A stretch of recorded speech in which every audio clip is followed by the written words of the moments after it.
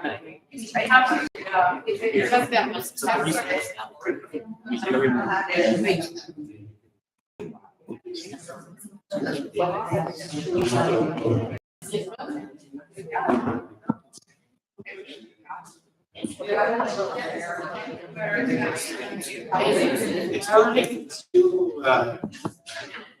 everyone. Hello, everyone. We are about to get this session started. If you all can find a seat to get the whole thing going. Buenos días, buenos días. Estamos a punto de empezar. Si pueden encontrar asiento para darle inicio a la sesión. Muchas gracias, muchas gracias. Estamos por comenzar.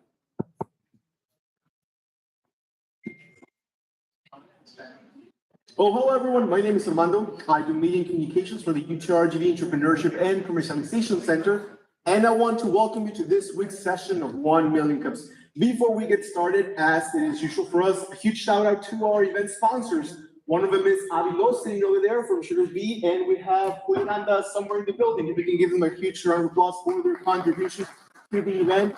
Thank you so much for contributing to this week's event. So what is 1 Million Cups? 1 Million Cups is a national program that aims to foster community building and educational experiences for a community of both new and aspiring entrepreneurs. That same community spans throughout the country. Within the national landscape, we belong to the Southwest region. We share 1MC responsibilities with our partners at the McAllen Chamber of Commerce. So what do? So every week we invite 2 entrepreneurs from the community, varying entrepreneurs from the city, from the region, and or from across the border. Each entrepreneur is then given 10 minutes to present, and every presentation is then followed up with a 10-minute Q&A. There's 2 main takeaways from this. 1 is to find out how we as a community can help you as an entrepreneur succeed. And 2 is the general theory behind 1MC. That is that often ideas and solutions happen over a cup of coffee. Additionally, to every event, the whole thing is live streamed, and there's always complimentary coffee with every session. So who we are, everything you see here from our coffee sponsors, presenters, or volunteers, everything you see here is from the community, by the community. We're just here to facilitate. And when we have a speaker up here, more than just a business pitch, we want to hear their entrepreneurial story. We want to see how they got started. And more than just networking, we want to see, we want to make meaningful and lasting connections. That same community has sponsored 2,000 cups of coffee since day 1. If you yourself want to be a coffee sponsor or a product sponsor, reach out to us, reach out to the team, and we can make it happen with you. At this point, it is working hours, so if you have a phone call to attend to, or you need to make a phone call yourself, you can please step into the lobby. We also have phone booths in the surrounding areas. And when we have a speaker up here, we highly encourage you to engage with what the speaker has to say, engage with the presentation itself. At this point, I'd like to invite to the front our first speaker, and that is Veronica Davila. She's the owner of Brownsville STEM Tree. If we can give her a huge round of applause. As she comes forward.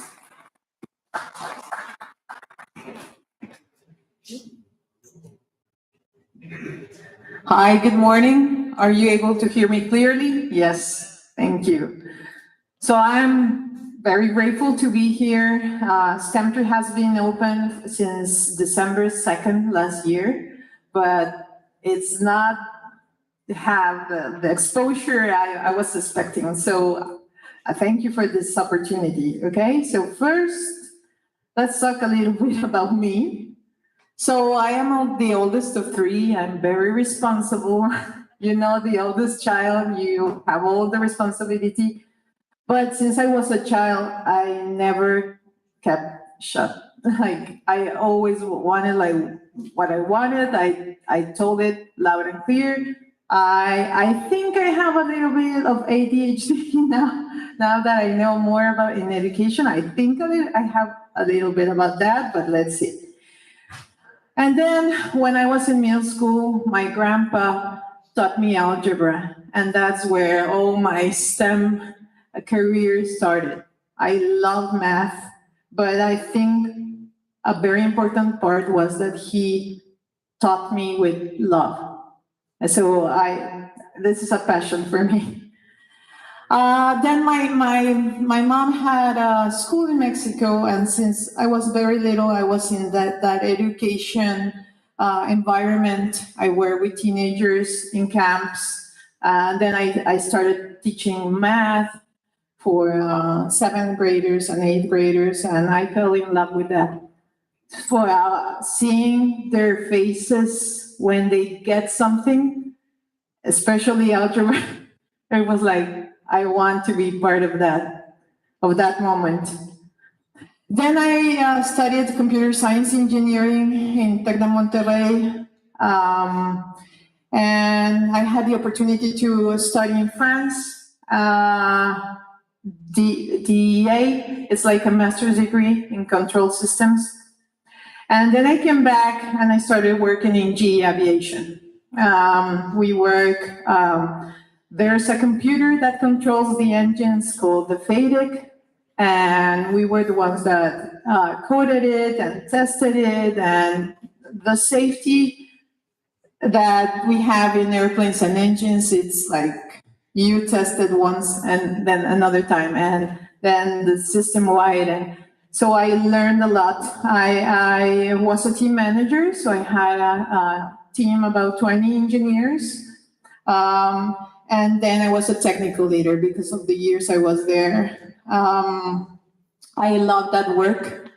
I had the opportunity to work with people all around the world and be an owner of a system. Like every change, like when you go into the plane, there's a system where the maintenance crew goes in and checks all the faults. And I was the one that if they had to make a change, that I was the one that made it. So for the whole world. So it was a very good experience. But then I became a mom.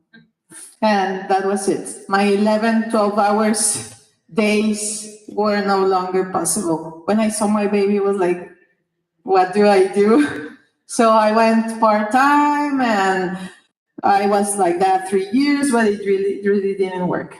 So I started teaching math, physics, entrepreneurship at a school, and I fell in love again. And then I became the middle school principal after a couple of years. So these are my two passions, engineering and education.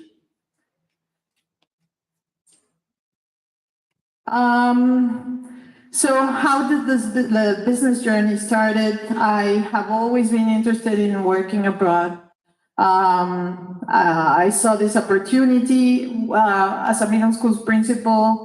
I saw that the next step in that school was the owner.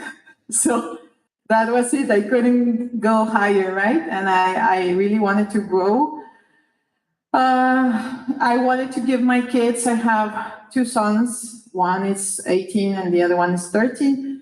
And I wanted to give my kids better and more opportunities. So I started seeing like, what if I start a business? My first thought is, what am I good at and what do I love doing? And let's try to mix them both. So I found STEMtree.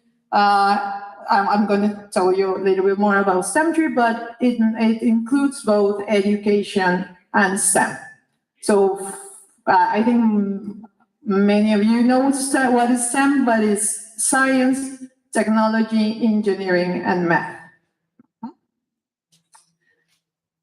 Okay, so what do we do in STEMtree? That's our business.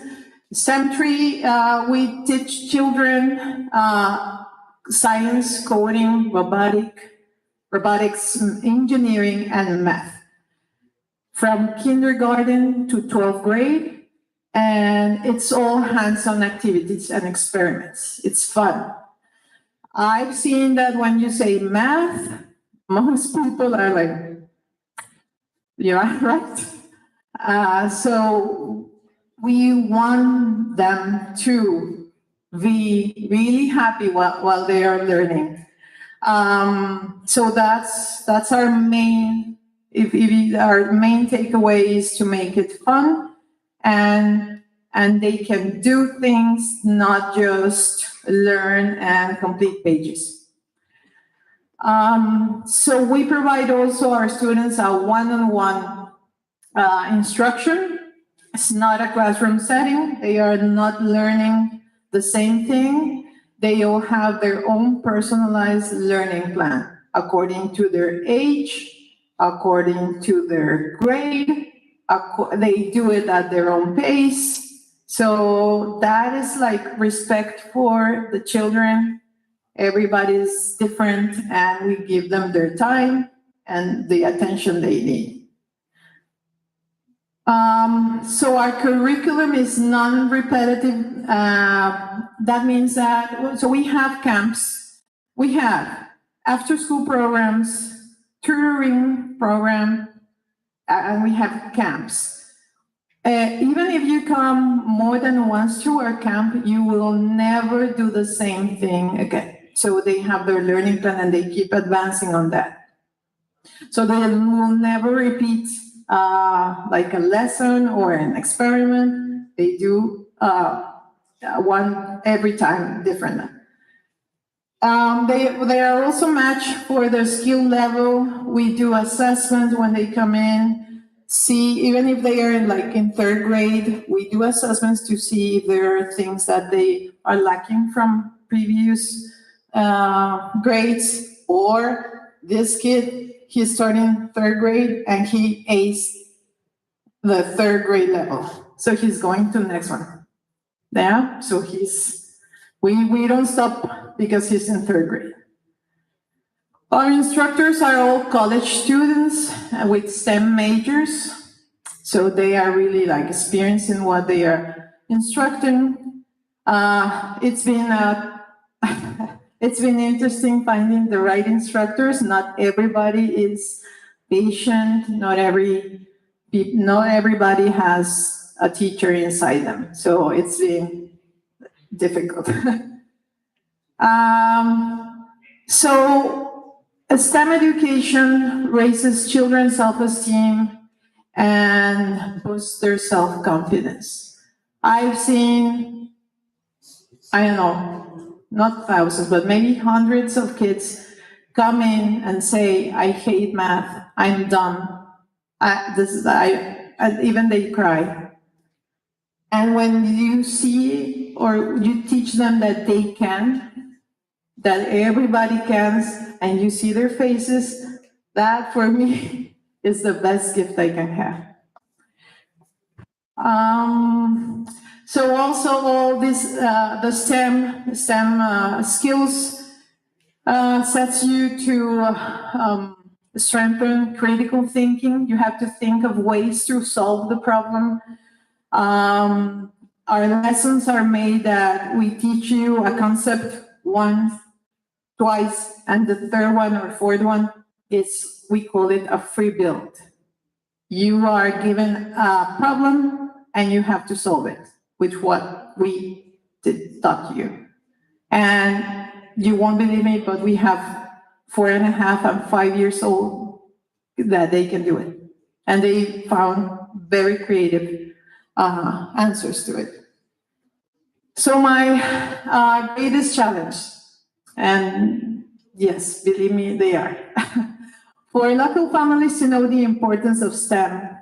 Why I hear a lot of well, I think it's too expensive, or he doesn't have the time, he has to do soccer and basketball and piano, but there's no day for STEM. I've seen a lot of importance given to sports, which I don't say it's bad. I really respect everything, but I think we need to find a balance. Another thing I've seen is let me tell you a number. From the 60 or more campers we had this summer, I had 5 girls.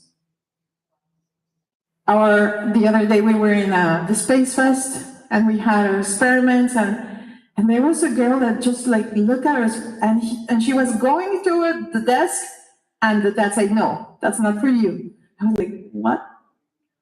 But we have to change that idea. Girls are very good in STEM. Like I said, I've been a manager for engineers with girls and boys, and industry is looking for a balance, because boys are very good, they go to do the test, right? you give them the test, they go find it. But the girls are very creative. So they balance each other. And the industry is looking for more girls, not because they are better, but because they need the balance, and there aren't enough engineers. There aren't enough scientists. One of my biggest challenges is how to reach my potential families, how to market my business. I am in Facebook, I am in Instagram, but I still get parents that come in and, hey, I haven't seen you. I didn't know about this. Many of them, they drive by. We are in Rubén Torres, just in front of the aquatic center. But like, if you don't go that way, you won't see us. So a low interest in STEM after-school programs from different members of the community. I have tried to reach schools, private and public, and they always compare me like to daycares, like, hey, well, the daycare is $40.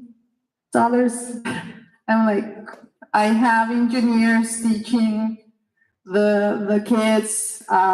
We work with Lego education robotic kids, so they first build their robot with Legos, and then they have to code it. So this is not cheap. But I've changed the prices a lot of times, trying to like adjust to the market, but I'm still not there, I think. So my biggest motivations is to share my passion for STEM and how it can change your life, the opportunities it can give you. So even if you don't become an engineer or a scientist, STEM will teach your children self-discipline, structure, and it will give them like this, the skills to creatively solve a problem. So they can become, I don't know, teachers or even lawyers, but it gives you this different way of thinking. I would love to see every day less people having fear or rejection for math. I hope one day. But we have to change a lot of things. First, very important for me is to help girls and young ladies realize that they can be excellent at STEM, that this is a good path for them, and it's not just for boys. The industry really needs them. They are looking for them. They will pay very good money. And to contribute to Brownsville's projected growth in space and engineering industry, the other day I was at the Chamber of Commerce big talk with SpaceX, and the director was explaining what they are doing, and I was looking around, and I don't know if everybody knows, but what they are doing is like jaw-dropping for me. I've been on the other side of control systems and faults and, aerospace. And what they are doing, this rocket coming down and parking itself, I have never even dreamt, like some years ago, that could be done. So this is coming. And I think your kids should know this kind of skills or have this kind of skills. Everybody should know how to code, even if you have like a brand line, like a clothing line. Yeah, sometimes you need some idea of what you want on your website, or so yeah, that's what I expect. And my biggest motivation is my family for this to work. So how can the community help my business? Just give me opportunities to reach local schools or community centers to reach families, promotion opportunities. I would love to identify collaboration opportunities with any business that is interested. Scholarship for low-income families, but that they have this kid that loves STEM. If we can get them scholarships for local talent, that will be great. And spread the word. And just give us a chance. Let your kids, if you have nephews, give us a chance to experience this. I am telling you, my biggest indicator that we're doing things correct is the smile of the faces when they leave or when they don't want to leave. Like, no, mom, give me 15 more minutes. That's when I see that we are doing things correct. Okay? And that's it. Thank you.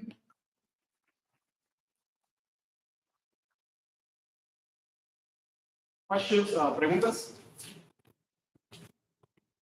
So what assessments do you utilize to make sure that there's mastery and that they never have to repeat a lesson? Okay, so all the learning plans are designed by grade or age. We have, so there's a learning plan, and you go one by one. We have all the systems. So when you come in, you have your pre-assessment according to their age or grade. Then we grade it, whatever they got wrong, it corresponds to a lesson. So the ones that they got right, we know we don't have to do them and then the ones they got wrong, that's the lessons that we go one by one. They have a sequence. And at the end, we have another assessment. If they got things wrong again, then we have a second learning plan, like an extra learning plan.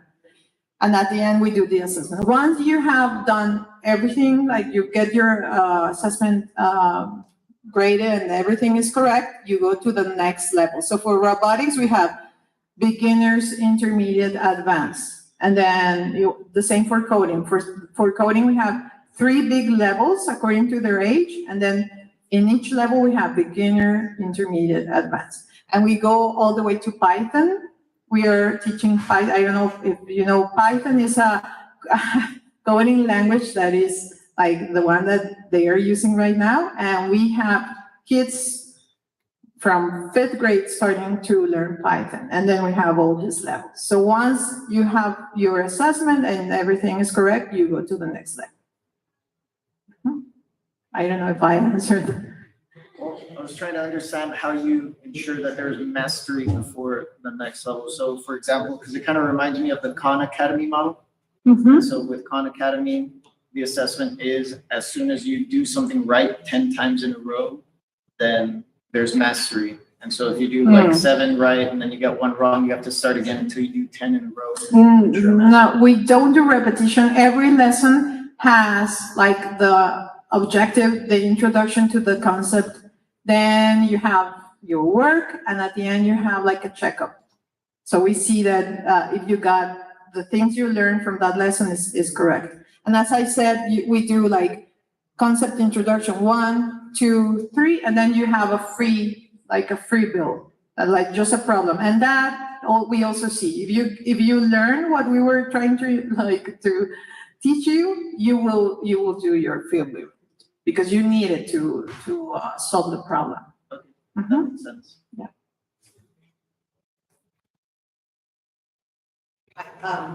Good morning.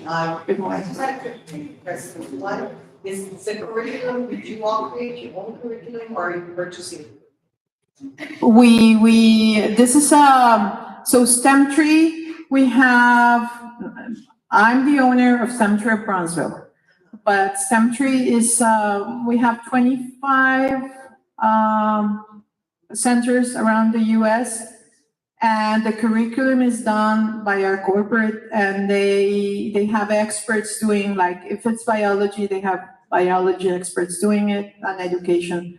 So every time they are updating our plans, and That's where we have the lessons, yes. Second thing was, are you registered as a vendor with Region One? Region 1, no. That might be another. Yeah. We were talking about local school districts, but you might just want to jump that or want to buy one for the whole area. Oh, okay. Yeah, I am a registered vendor with BISD, but not with Region 1. That would be a good one that opens it up to everybody to hire the That's true. trainers, Yeah. teachers and. What you said about also training teachers, I'm more than up to it. Yeah, like I love spreading the word about STEM. So if teachers want to come like to our center and we can have a STEM training day, I would love it. Do you guys work more hands-on or also with some technology? So coding, we have like our iPads. We work with Scratch. Scratch is a programming language that was done by MIT to teach children how to code. And they have different levels, like the pre-juniors for the little ones from kinder to second grade. And then we have junior and regular. So we have our iPads, our Chromebooks, and they do Scratch. For robotics, we use the Lego education kits, and they also have to code it using the Lego education software. For science, I'm going to pick one lesson. So if we're learning about the cycle of the plant, let's they learn about the cycle of the plants. We do games like crosswords. They have to, cut the different steps and put them in order.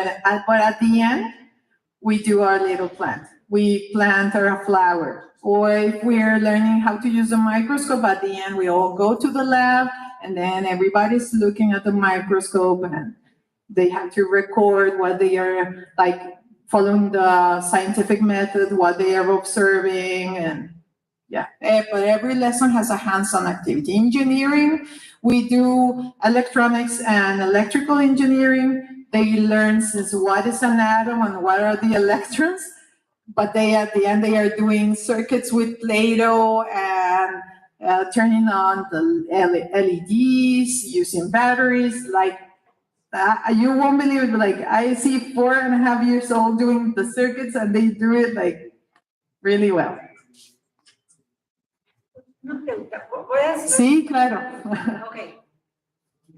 Estoy oyendo y mi pregunta es como, ¿es un lesson plan o es un programa que se sigue paso a paso o es un programa de acuerdo al interés del niño? Puede serlo. Tenemos 5 materias: ciencia, coding o programación, robótica, matemáticas e ingeniería. Si tú quieres, tu hijo va a hacer las 5 y cada vez que viene hacemos una, cambiamos science, la vez que viene robotics, Pero hay mamás que me dicen, mi hijo solo quiere hacer robotics. ¿Está bien? Nomás hace robotics cada vez que entra. Disculpa la interrupción, pero aquí vamos, yo siento que voy a lo mismo. ¿Es lo que yo quiero que mi hijo haga o es lo que el programa quiere que mi hijo haga o al final es el interés de mi hijo el que realmente cuenta? No, o sea, una vez que tú me dices, yo quiero que haga robotics, sí hay un plan. O sea, sí lo tiene que seguir. Porque sí también me ha pasado que no, yo quiero hacer mi Lego, no, o sea, ellos van, pero no, porque sí tienes que aprender que el motor sí se mueve clockwise o counterclockwise, que si quieres parar el motor, que si quieres pausar y luego avanzar, sí tienes que saberlo, porque yo no te voy a poner a hacer armar puros Legos. No, yo no soy Lego. O sea, digo, sí lo hacen y es parte de having fun, pero ellos tienen que seguir. Sí, también hay, o sea, no crean que ahí entran y están jugando. O sea, sí hay una disciplina de aprendizaje y también cuando acaban de hacer su trabajo ellos me dicen, oye, ahora quiero hacer un tanque que se mueva. Pues hazlo también, porque ya hicimos también. Y también ellos aprenden así, practicando lo que ellos quieren hacer, su creatividad. Pero sí tienen que seguir un plan. ¿Y con qué frecuencia son los assessments? Por ejemplo, un niño entra vamos a suponer un niño, no sé, 17 años, lo que sea, es un assessment al principio para ver dónde está y en qué nivel está. ¿Cuándo haces el siguiente para saber cómo va el progreso? Cuando termina su learning plan.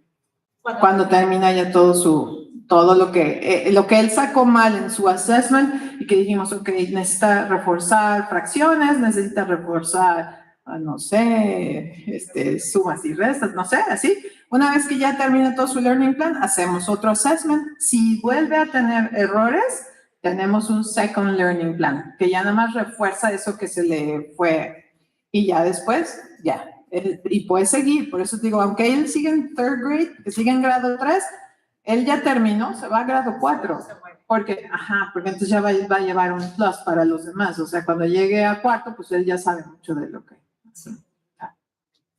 It's all the time we have for questions. Thank you. Thank you. Thank you. Thank you so much, Ms. Avila, for sharing that story with us. Up next, we have our next speaker, and that is Javier Pasos. We can please have him come to the front.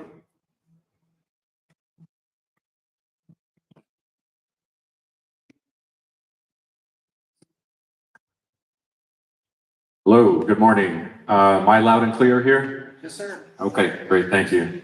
I don't want to pop the speakers porque luego me las cobran. I realize I don't have an intro slide about my personal background, so I'll just mention a little bit because I appreciated the previous speaker's personal background. I'm from the area, right? I'm very much a product of the area. I was born and raised here.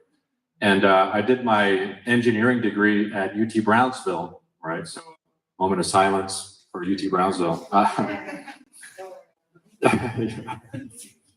But all that to say, you know, it's quality education you get here if you play your cards right? If you go through the motion, you can get really good stuff done.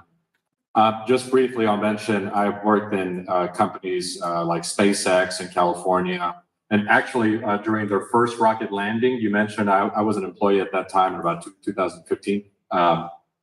Unfortunately, we were doing a Whole30 diet at that time. I don't know if anybody's familiar with it. So we couldn't partake in the celebration when the rocket landed. But anyway, let me get started here.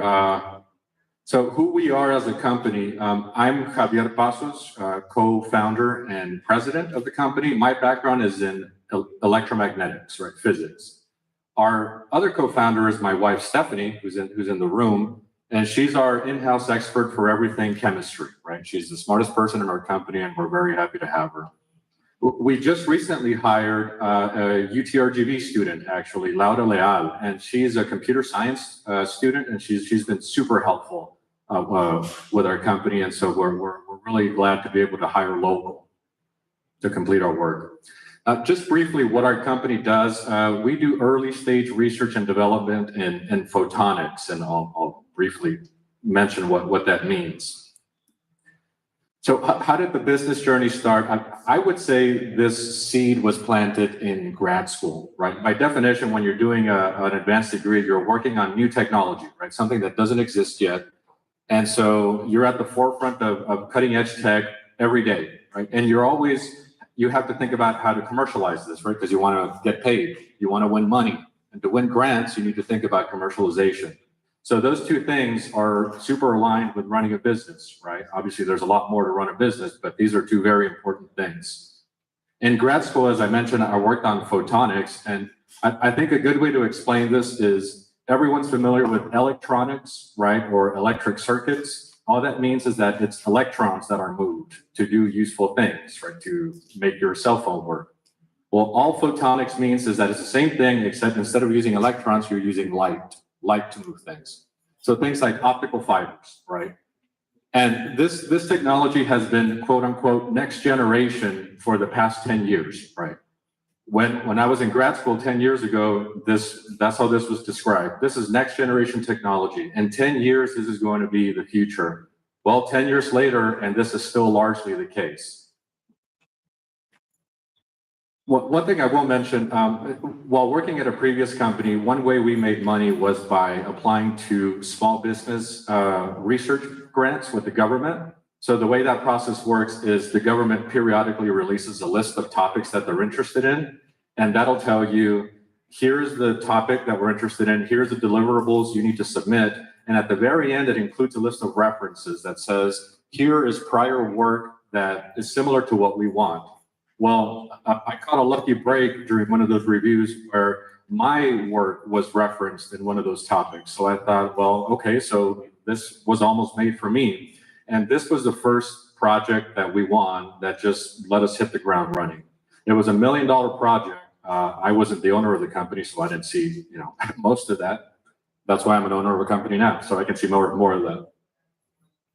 So I would say the strengths as a business that we have is really stems from work that I did in grad school. We were able to do some really successful technological developments there on the photonics realm, as I mentioned. So at the time, these were seen as replacements to electronics to make computers faster, right, or supercomputers. So the strength that we have there is that we own all of our intellectual property, right? We develop everything in-house, all of the code, all of the math, all of the techniques, all of that is in-house. And so I really think that even though we're a small team of 3, we really do have diverse skills, right? We have engineering, we have chemistry, and we have computer science. So the greatest challenges that I've seen in the company is, again, this has and continues to be a next generation technology, which is fun to say, but when you actually have want to make someone pay for your technology, you're not just selling them an idea, right? They expect a product in return. And so this is why we say we do early stage research and development. So we're kind of locked into that phrasing for now. One of the things I ran into when we started this company 1.5 years ago was, well, let's pick a lane, right? What are we doing here? Are we doing R&D or research and development only? Or are we also going to do consulting services? Are we going to take on unrelated work, right? And so that's been something we've had to juggle in the past 1.5 years. We've done a little bit of all 3 of those items to keep the lights on. But I'm happy to say that in the 1.5 years that we've been active, we've won 1 or 2 contracts that have really helped us to continue to just push in our focus, which is photonics. This graphic here, I thought I had deleted it, but I'll just mention on the non-photonics work side, as I mentioned, I worked at previous companies, and part of the work that I did was lightning simulations, right? So if lightning strikes your airplane, a commercial airplane, is the pilot going to be ejected, right? So you want to account for all of that. And for better or worse, we have a lot of incoming emails that say, hey, are you open for this type of work? Which is not really the direction we want to go in, but it's what the customer wants. So it's been a struggle of how to balance the two. So with that said, our customers are currently limited to the Department of Defense, right? It's mostly been military applications, which is not bad, but the old saying, don't put your eggs in one basket, I think that's true. And so the biggest challenge here is how do we break through to the mass market, right? We want widespread adoption. So how do we get there from where we are right now? The motivation for starting the company really, again, came to be, we want to be at the forefront of this new technology, right? It's still super early days in terms of this new technology compared to other technologies. And so we want to be there. We want to be there when this becomes widespread and just common everyday things. I had put here 2 examples of projects that we're working on. One is to reduce the size of lenses, right? So if you think like a Canon or an Nikon camera, they have those spherical lenses. Well, those can be miniaturized to the width of a human hair by using photonics. And so that's one of the projects that we're working on. The other one on the right-hand side, I think that one's pretty cool. So some butterflies have really striking colors, right? Blue or iridescent colors. It turns out that color comes from, if you zoom in at the nanometer scale, they have these Christmas tree-like structures. And when light reflects from that, it creates different patterns that appear as the color blue or the color red. And so that technology is being used currently to create chemical sensors. And that's something that we're actually working with the Startup Texas and the eBridge program. And we'll be pitching that tomorrow, actually. So shout out to the folks running that. We appreciate the opportunity to present there. So how can the community help our business? At this point, it really is just exposure, right? So if you follow our company page on LinkedIn, that would be helpful. Really, we just need to broaden our network, and connections will come at that point, right? Business opportunities will come, as what we've seen that to be true. And that's all I've got. Thank you.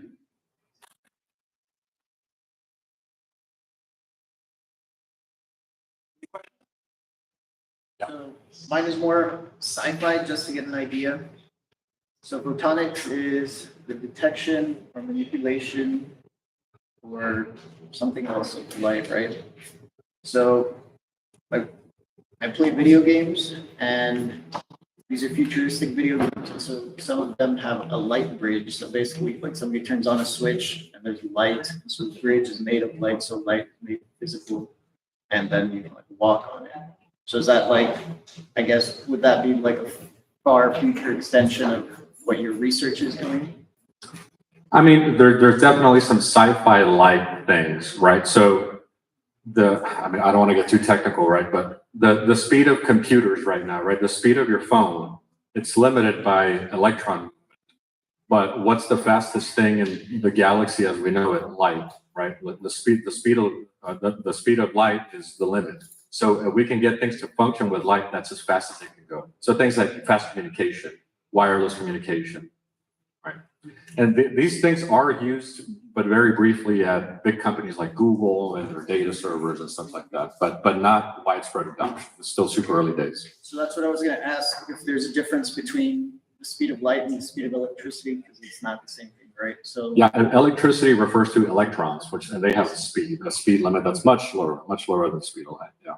okay, so then you have, well, let's pretend that we now have a house that's powered by photons, I guess. Like if you flip your switch, it'll turn on faster than if it would with electricity, even though we might not notice it, but Right. it That's does right. work faster. That's right. So That's the right. same thing would be for computers. If it's not electric based, if it's photon based, then it would be a lot faster. Exactly. Yeah. But, I mean, that's not true today, right? And this was a possibility 15, 20 years ago. So it's still next generation. And so I guess that's a benefit for us, that it's still early days, that we get to be in that early days. Can you talk a little bit about your experience with the Adopted Startup Accelerator and how it has been for you to work with other entrepreneurs in your field? Yeah, so the Startup Texas e-bridge, I don't know what to call it, but it's both of those things, right? Yeah, that's been really helpful to create connections. And actually, some of the mentors that the programs provide for us, they've invited us to other pitch sessions, and that's garnered some interest from some of the Department of Defense branches, right? So based on a presentation we did, I don't remember, a few months ago, they said, hey, this branch, the U.S. Transportation Command has requested more information on your chemical sensor because they want to use it at the border crossing, right, or at schools. So it's really helpful. That's why I think the best way to help us is to just spread the word. Probably this is not related to your exactly to your business, but I was thinking it's a little bit related. All the time I question myself about what on the airplanes. You mentioned it that with the light hits the airplane, the pilot is going to be ejected, right? Why there's no any or something that prevents that of the commercial airplane? That for the people that is in the airplane, when they have an issue, a problem with the motors or something like that, why there's nothing that ejects the full or the full area where the people is. Yeah, that example of the pilot being ejected was more of a cheeky joke, right? My 2-year-old has been watching the Minions movies, so that's where that reference came from.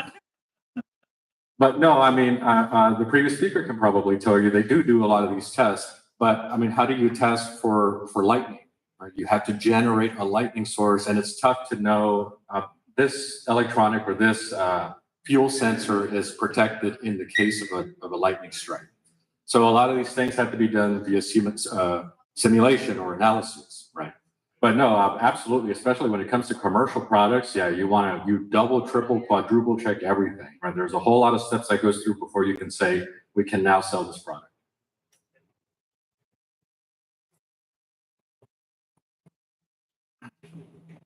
Questions? All right, thank you.